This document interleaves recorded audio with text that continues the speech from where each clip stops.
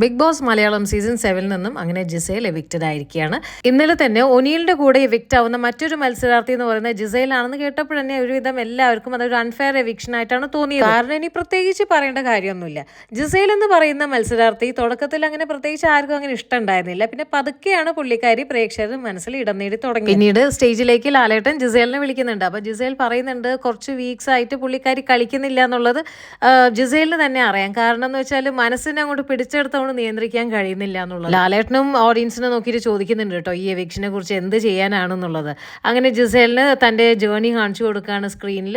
അങ്ങനെ ആ ജേർണി കണ്ട് സത്യം പറഞ്ഞാൽ ജിസേൽ അങ്ങനെ സന്തോഷത്തോടു കൂടിയാട്ടോ നിൽക്കുന്നത്. അങ്ങനെ കരഞ്ഞ് ഡ്രാമ ഉണ്ടാക്കാനും നിന്നിട്ടില്ല. പക്ഷെ ഓഡിയൻസിലുള്ള ചിലവരൊക്കെ കണ്ണ് നിറഞ്ഞതായിട്ട് കാണിക്കുന്നുണ്ട്. അതുപോലെ തന്നെ വീട്ടിലുള്ള ചിലവർക്കും നല്ല വിഷമമുണ്ടായിരുന്നു ജിസേൽ ബിഗ് ബോസ് ഹൗസിനോട് യാത്ര പറഞ്ഞ് പോയതിന്.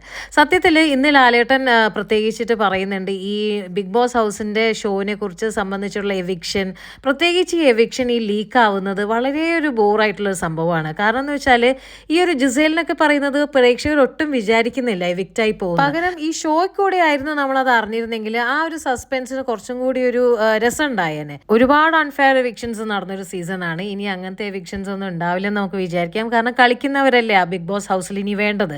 കാരണം കഷ്ടിച്ചൊരു 40 ദിവസമല്ലേ ഉള്ളൂ. അപ്പോൾ കൂടുതൽ ലൈവ് അപ്ഡേറ്റ്സ് ആയി വീണ്ടും വരാം. ഈ ചാനൽ ഒന്ന് സബ്സ്ക്രൈബ് ചെയ്യാനും മറക്കരുത്.